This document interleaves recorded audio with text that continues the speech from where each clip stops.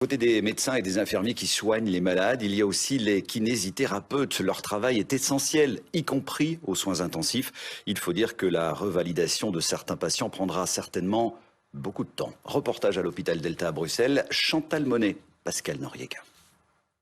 Salle 15, la zone d'habillage Covid. Passage obligé aussi pour les kinés. On se change entre chaque patient. Maintenant, si dans une même chambre, il y a plusieurs patients infectés avec le même virus, on peut passer d'un patient à l'autre. Évidemment, on prend certaines précautions au niveau des gants, etc. Ils sont 5 pour aller retourner un patient en salle de réanimation. Plongé en coma artificiel, inconscient, les malades sont plus lourds à manipuler.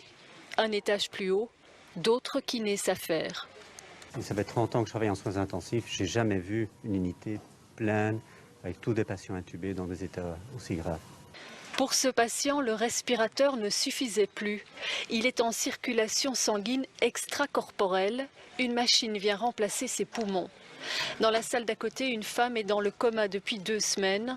Un appareil l'a fait pédaler depuis 20 minutes.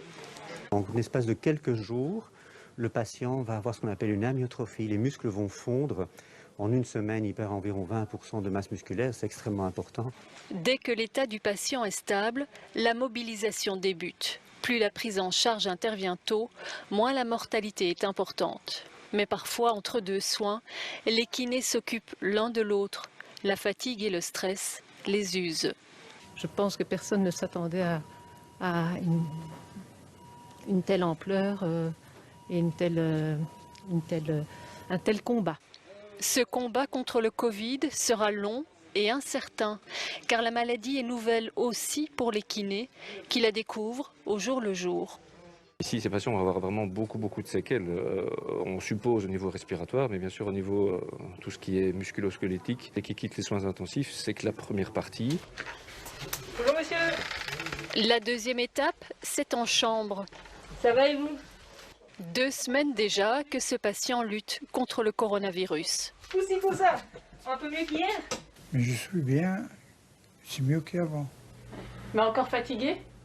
Un peu fatigué, oui, ça oui. Ça oui. Faire quelques pas et quelques mouvements, des gestes a priori simples, mais pour cet homme et sa kiné, une belle victoire.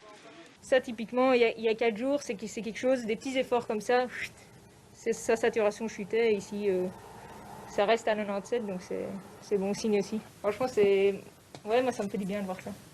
Un encouragement pour la suite qui reste à écrire. Cette salle est encore vide, mais tout est prêt pour accueillir dans quelques semaines les patients en revalidation. Ils y viendront sans doute 3 fois par semaine. Si on prend les statistiques par rapport, je dirais, au syndrome respiratoire, de détresse respiratoire aiguë, là, on sait que ces patients vont quand même garder des faiblesses musculaires pendant 1 an. Et certains vont jusqu'à 5 ans. 49% des patients reprennent le travail après 1 an, seulement 49%.